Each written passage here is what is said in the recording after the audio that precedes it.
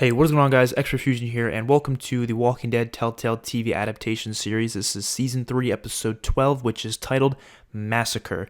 So, this episode begins with Calvin continuing his daily workout routine. He's kind of reminiscing on his days back in Crawford because he was one of those guys back in Crawford. We see him and 4 other guys escaping Crawford after the mayhem in Season 1 that went down, and they come across Jordan and Molly in the road and kidnap them. This is what we saw in episode 15 back in Season 1. We see some time go by as these killers are slowly gaining more numbers, and they use Molly and Jordan as kind of like slaves on their travels. They even allow some of the men to sexually abuse Molly, and we eventually see Molly escape, but Jordan obviously wasn't able to. So then we go back to a close-up of Molly back in present day, and she's also kind of thinking about these past memories, which obviously are not good memories for her. She's in the back seat of the van that is driving down the highway near the mall, leading the walkers away, being driven by Luke. Jane checks on Molly to make sure she's alright because she was kind of zoning out, and she says she's fine. Luke walkies the others to ask how they are doing, and Aaron says the inside of the mall is swarming with the dead. Vince says they'll handle it. The group on the inside of the mall, which includes Vince, Shell, Tavia, Tripp, Sandy, Brian, Slater, Dayu, Moriah, George, and Richard, all walk around the second floor of the mall, clearing the stores out to make sure they are clear of any walkers. Slater says they can lock the walkers in somehow. The first floor is kind of filled with walkers, like filled. Tripp says those stores down there is what they need to, the supplies that they need is within those stores down there, so we kind of have to get rid of those walkers. Sandy says they can lead them far enough back so they can close the gate, kind of trapping them in a certain portion of the mall so they can get into the stores that they need, because the stores that they need are the ones that are being kind of occupied by walkers at the moment. Tavia asks if that gate will hold, and Sandy says it looks like it should. They just got to open it and then let the walkers come through, and then someone's got to go behind once they all pass by and then close it. Tripp says him and Sandy will lead them away. Everyone else get to cover and go downstairs. The escalators, once it's cleared out. Get to the gate and close that shit. Aaron, Lily, Darius, and Jim continue working on the roof, or walking on the roof. They come across an opening in the roof, and it looks like a crash site. A helicopter went straight through the top portion of it, and Lily sees that it's kind of like hanging on by a thread almost, but it's still sturdy enough to the point where they could possibly get inside of it and see what's there. Lily sees an RPG in the cockpit. She tells them that it can be useful, but Aaron says it ain't safe to try and reach for it, though. Lily says they might need it, especially if the killers come back with their helicopter. Those inside the mall get ready as Tripp and Sandy start calling the walkers into another direction. The main group are hiding at the moment as Tavia is suddenly attacked by a walker in a trash can. She fights it off but ends up knocking into a fire alarm trigger, and it goes off. And the sirens are loud. Luke continues driving the van down the highway as the walkers hear the sirens coming from the mall. Luke tries honking the horn of the car to lead them back, but the walkers start turning around.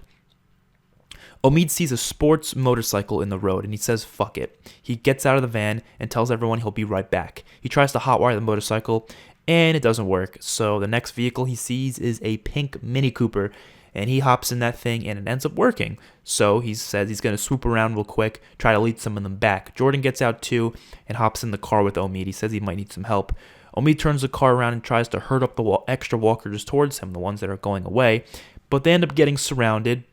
And Omid keeps driving back and forth trying to get out of there, but they are being surrounded by these walkers.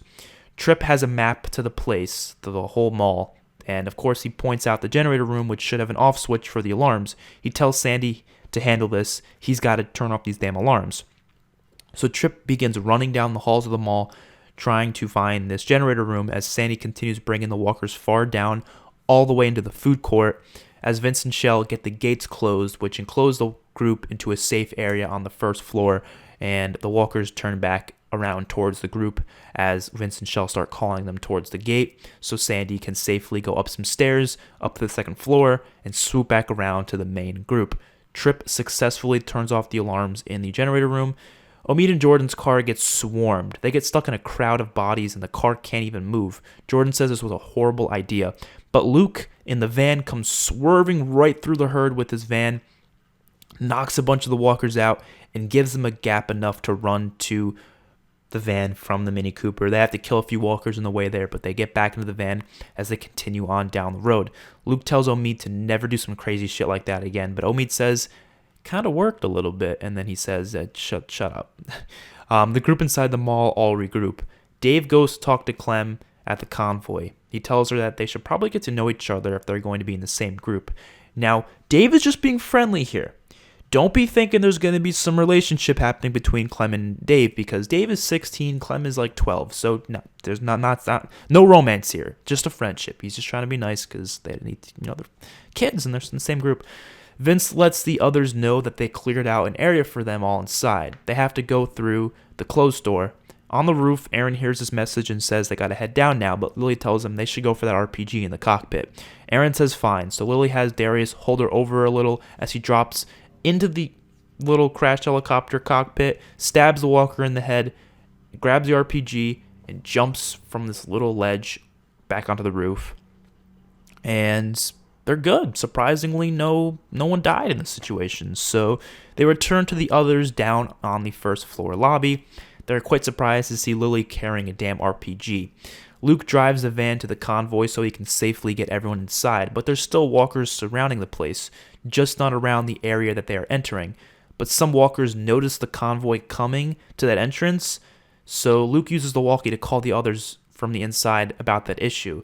They come running out, and Tripp says they can maybe use buses to cover it up, but Omid says it's going to be way too difficult, and the walkers just start swarming in. So they are forced to just retreat into that damn mall, and now walkers are pretty much surrounding the whole place, but they're on the inside.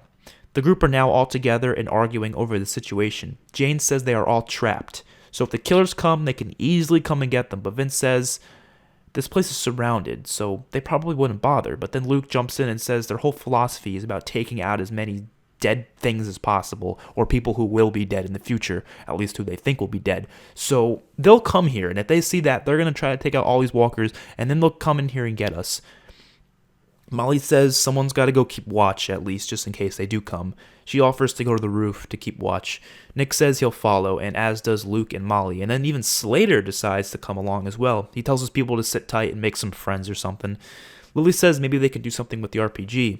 Omid questions how long those gates will hold as he looks off at the walkers piling up against the gate on the inside of the mall.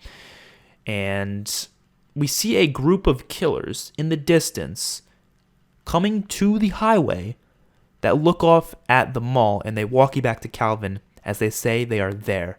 And they get to cover just so no one can see them from this roof, of course, because Luke, Jane, Nick, and Molly, as well as Slater, get up on the roof and keep an eye out, but they can't see these killers that are on the highway because they went behind a building, so no one can see them. The group in the mall get comfortable as some of them look around for possible ways to get out, as others pack up as much supplies from the stores as possible. Bonnie finds tons of meds that she needs. Clem and Sarah grab some new clothes in a store because they have some fun grabbing, trying on new clothes because they're sick of their own clothes that they're using. It's all dirty and stuff. So they try on some new clothes.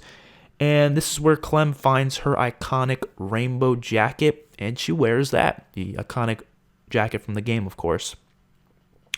Sarah seems to be a bit happier in this situation because she's just having fun with her friend now. She's not worrying about dying or anything like that. But, that probably won't last for long. We'll see. So Kenny's in there as well, and he finds a jacket for himself, and he shows it off to Clem, and he does a little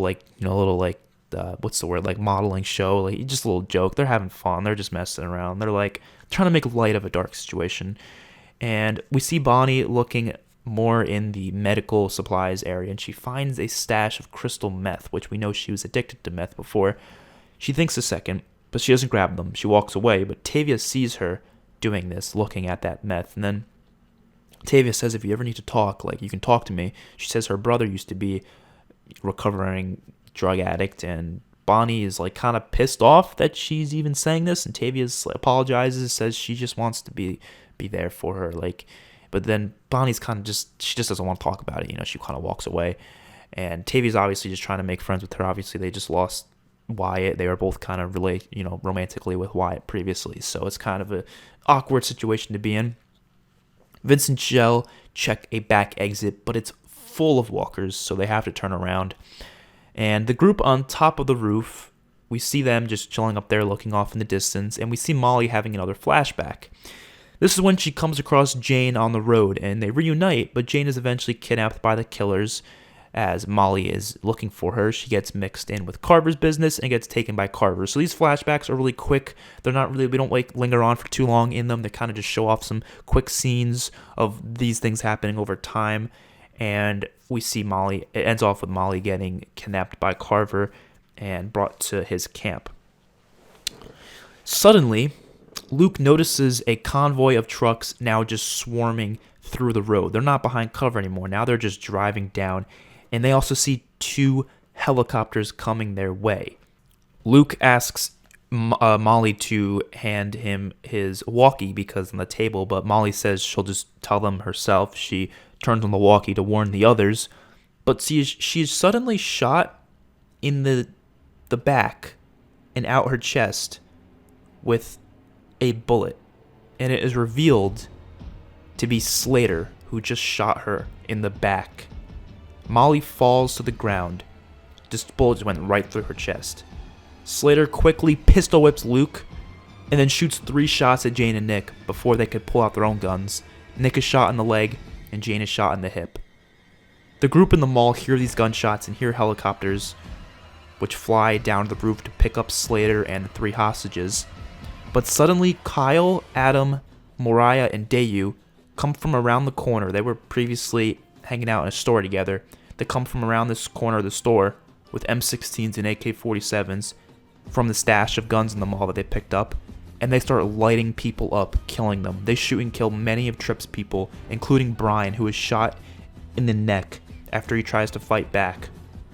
Sandy sees him shot as she runs to him, but she has to take cover when Kyle starts shooting right at her. Darius is also shot, but he's shot in the shoulder, so he's okay. He survives.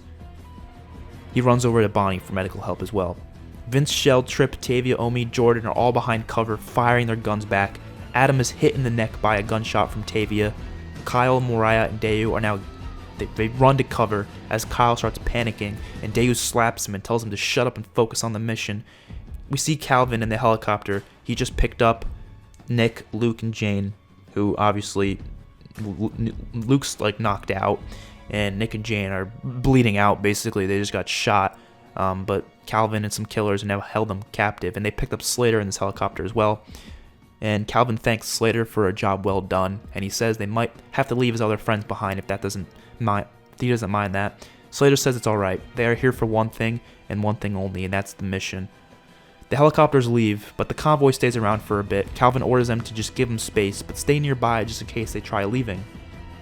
So if you're wondering what the hell just happened, that's right. Slater's group, they've been working with Calvin the whole time. They've been with Calvin. They were killers, but they were ordered by Calvin to infiltrate this group, kind of act like normal human beings, wear normal human being clothes, or wear clothes that wouldn't seem like it fits with the killers, trick them a little bit, get them somewhere, and start killing people. That's literally what it was. They wanted to get them from the inside, and the only way they would be able to find them without having some big group coming and getting themselves in danger was a small group that they could just, infiltrate, and it kind of worked.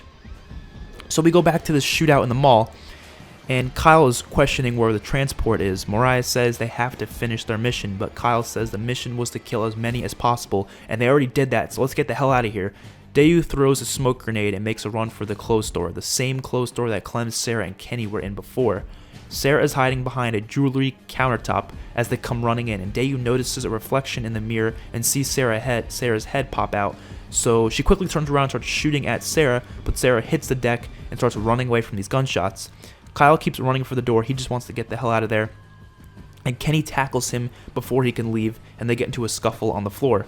Moriah runs out of ammo after holding back the others from entering the clothes store. She whips out her pistol and shoots a latch that closes the gate to the store so no one can get in. Sarah continues running from Dayu as she gets into the changing rooms. Dayu walks in slowly, holding an axe now because she ran out of ammo. Sarah comes from behind a clothing rack and smacks a piece of wood over the back of her head as she turns around to chop down Sarah, but before she's able to do that, Clem comes from a changing room, pulls her Glock out, and shoots Dayu in the neck, and then finishes her off with one shot to the head. Mariah makes a break for the exit and leaves after she sees Kenny punching in the face of Kyle. She books it. She gets the hell out of there. Kyle kicks Kenny in the nuts and pushes him off just as Tripp, Vince, Aaron are able to get the gates to the store open. Tripp sees Kyle and fires a shot in his side. Tripp gets ready to finish him off, but Aaron stops him and says they can use him for information or something. They can use him for something. They don't need to kill him. Tripp says these fuckers killed his people, and he punches Kyle in the face, so now he's knocked out.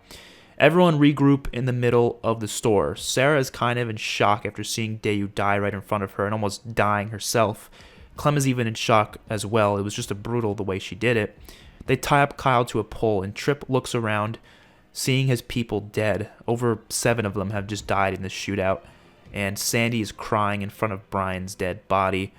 Now Tripp is pissed off, and everyone else is just standing there like, holy shit, what just happened?